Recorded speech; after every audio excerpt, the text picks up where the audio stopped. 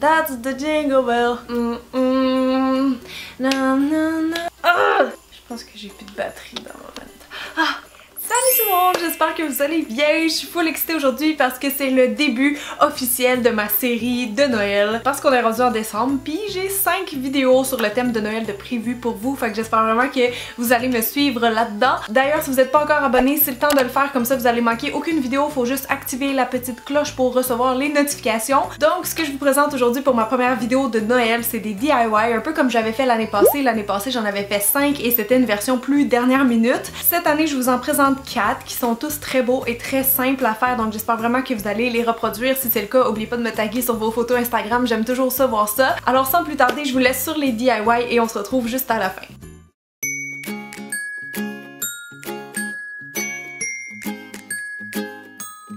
Alors pour le premier DIY porte-bijoux, vous allez avoir besoin de Mod Podge, de peinture dorée, de béton qui coûte seulement quelques dollars en quincaillerie et d'une branche, mais pas n'importe laquelle, ça en prend une qui est suffisamment longue pour pouvoir accrocher des colliers et une qui a beaucoup de ramifications intéressantes pour suspendre toutes sortes de bijoux.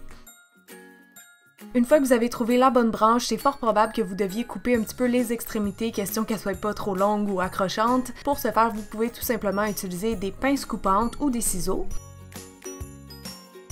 Deuxième étape qui est facultative, c'est de recouvrir la branche avec du Mod Podge. Moi j'ai appliqué 2 couches en fait et c'était juste dans le but de la rendre un petit peu plus solide et de l'apprêter si on veut. Le Mod Podge, si jamais vous connaissez pas, c'est très pratique. On utilise souvent ça en artisanat parce que c'est à la fois un scellant, un vernis et une colle. En passant, si jamais votre branche a une écorce, ça va être bien important de l'enlever, de nettoyer et peut-être même de faire cuire la branche au four pour être certain qu'il n'y a pas encore des petits insectes qui pourraient vivre dedans.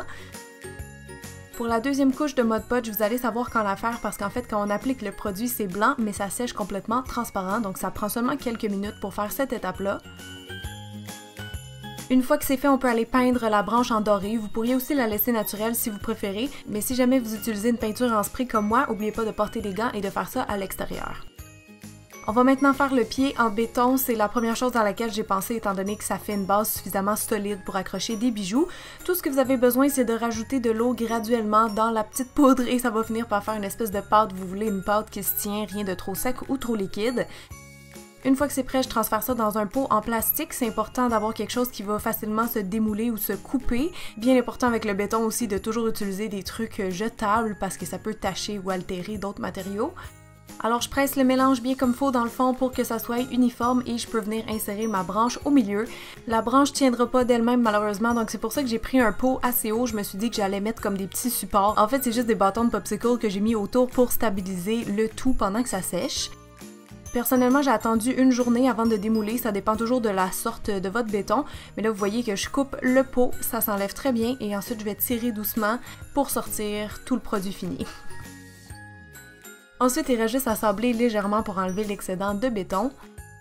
Et ça vous fait un super beau cadeau à la fois décoratif et pratique que vous pouvez offrir à votre mère, une amie, une sœur, pourquoi pas.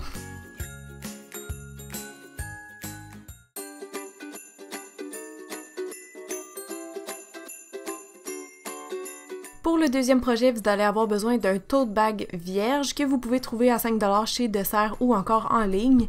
De la peinture de la couleur de votre choix, une patate et aussi un emporte-pièce parce qu'on va faire les étampes que je vous avais présentées dans ma dernière vidéo de DIY, un stencil alphabet et également de la laine pour la deuxième version.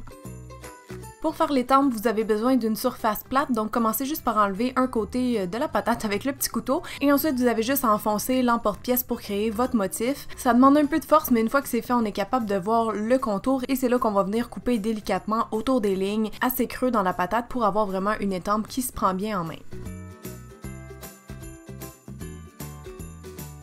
Donc moi j'ai pris un sapin, mais sentez-vous bien libre de prendre le motif de votre choix. La seule chose qui est importante, c'est que la patate soit bien séchée avant de l'utiliser, sinon la peinture va être comme diluée. Maintenant qu'elle est prête, on a juste à venir la recouvrir de peinture noire et on peut étamper tout simplement. À cause de la texture du sac, moi ça m'a donné un effet un peu vieillot comme délavé, mais moi personnellement ça me dérange pas, c'est un look que j'aime bien. J'ai décidé d'y aller pour un motif répétitif cette fois-ci, donc j'ai juste espacé à chacune des rangées les petits sapins.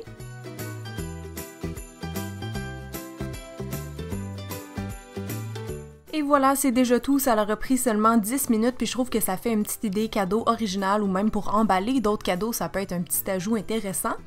Petit bonus, je vous offre aussi une deuxième idée de personnalisation de tote bag. Donc avec le stencil, j'ai commencé par me tracer un guide pour que mes lettres soient bien droites, c'est super important. Et j'ai fait un premier test avec un pinceau éponge, mais ça allait pas super bien, donc finalement j'ai juste pris un pinceau à poils synthétique. C'est sûr que ça fait pas un fini aussi parfait qu'une sérigraphie, mais bon, pour du fait maison, je trouve que ça passe personnellement. Moi, pour la phrase, j'ai décidé d'y aller avec Merry and Bright, mais sentez-vous libre d'écrire ce que vous voulez, que ce soit falala, ho ho ho, ou n'importe quoi. En terminant, n'oubliez pas d'effacer le crayon à mine, puis maintenant je vais vous montrer comment faire des petits pompons. C'est vraiment facile et simple à faire, honnêtement, c'est ma nouvelle passion dans la vie, faire des pompons. Non, sans blague, tout ce que vous devez faire, c'est attacher un bout de ficelle autour de 3 doigts, ou tout dépendant de la grosseur du pompon que vous voulez. Vous faites un petit nœud, puis vous enroulez tout simplement plusieurs tours de corde autour de vos doigts. Je dirais au moins une quinzaine si vous voulez que le pompon soit assez touffu. Je coupe la corde et j'enlève délicatement le petit paquet autour de mes doigts. Je coupe un autre bout de ficelle et tout ce que je fais, c'est venir attacher la petite boule de laine avec. Il faut faire un nœud assez serré et ensuite tout ce qui reste à faire, c'est de passer le ciseau dans les petites loupes et tout simplement couper. C'est ce qui va créer le pompon.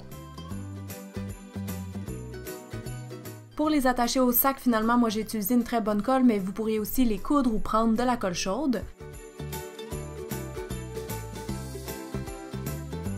Donc voilà, ça vous donne deux options pour le tote bag. Vous me direz dans les commentaires quel côté vous préférez. Moi, je pense que c'est le Merry and Bright. Puis honnêtement, c'était tellement facile et pas cher à faire. J'espère vraiment que vous allez l'essayer.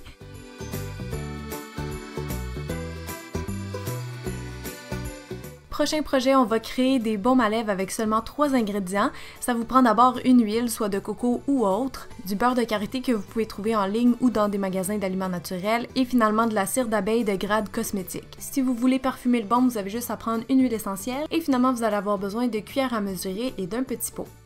Là, vous pouvez multiplier ou diviser la recette, mais moi, les quantités que j'ai prises, ça m'a donné comme l'équivalent d'un gros baume à lèvres. Donc, on prélève le beurre de karité, l'huile de coco et la cire d'abeille qui est en passant très dure à couper, donc vous pouvez toujours la râper si jamais vous y arrivez pas. Et on fait tout simplement fondre tout ça au micro-ondes en plusieurs shots de 30 secondes. Vous le voyez, mais la cire d'abeille, c'est ce qui est le plus long à chauffer. Une fois que tout est bien fondu, on verse dans notre contenant tout simplement et on ajoute rapidement les huiles essentielles. Moi, le mélange avait déjà commencé à figer, donc au besoin, vous avez juste à réchauffer au micro-ondes. En passant, j'ai mis à peu près 5 gouttes d'huile essentielle de menthe poivrée parce que c'est une odeur qui me rappelle toujours Noël. Et si jamais vous voulez faire une version teintée du baume à lèvres, rien de plus simple, vous avez juste à prendre un petit bout d'un rouge à lèvres de la couleur de votre choix et l'ajouter au mélange. Et comme touche finale, n'oubliez pas de venir juste décorer vos petits pots, c'est ce qui va rendre le cadeau plus unique pour la personne à qui vous l'offrez. Ça, c'est une bonne idée cadeau pour tout le monde durant l'hiver et c'est un excellent complément à l'exfoliant que je vous avais présenté l'année passée. Pour le dernier DIY, on va créer des sous-verres très faciles à faire qui peuvent aussi être des ornements.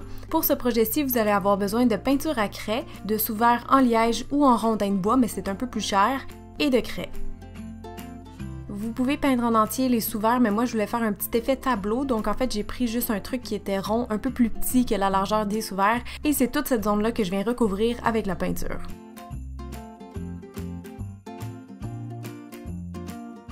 Pour ça aussi, je vous suggère d'appliquer 2 couches en passant simplement pour rendre la peinture plus opaque et plus résistante si on veut. Une fois que c'est sec, on peut écrire ou dessiner ce qu'on veut. Moi j'ai commencé avec une tête de reine, j'ai fait une autre boule qui était écrit ho ho ho.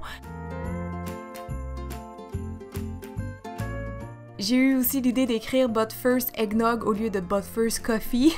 Et finalement, j'ai dessiné un petit sapin. Si vous voulez que vos dessins soient permanents, il existe des marqueurs effet craie, mais moi j'aime mieux que la personne puisse changer le motif selon ses envies, donc c'est pour ça que j'ai pris une craie traditionnelle. Et si vous aimez les décos de Noël un peu rustiques ou vintage comme moi, vous pouvez tout simplement les transformer en décoration en rajoutant une petite corde de jute à l'arrière. Et c'est encore une fois une idée cadeau très économe et très jolie. Okay, je dois vous avouer qu'en novembre, j'étais pas encore tant dans le mood des fêtes, mais après avoir fait cette vidéo Je commence à avoir hâte à Noël, puis j'essaie de penser à qui je vais offrir mes 4 petits DIY. Parce que oui, je les donne pour vrai ou je les garde pour moi quand je me sens selfish. Bref, oubliez pas de me dire avant de partir dans les commentaires quel DIY vous avez préféré. Oubliez pas de me laisser un petit thumbs up et de vous abonner. Et si vous manquez d'idées cadeaux, que ce soit pour vous ou pour vos proches, revenez sur ma chaîne samedi prochain parce que je vous prépare un espèce de guide cadeau de Noël avec beaucoup évidemment de cosmétiques, mais aussi autre chose. Des petites choses qui risquent vraiment de vous inspirer. Donc si ça vous dit, soyez là. Et sur ce, moi je vous souhaite une excellente journée. À bientôt! Ah ah ah ah ah! That's the Jingle Bell Rock! Ah, je veux pas son truc. La la la la la la la la.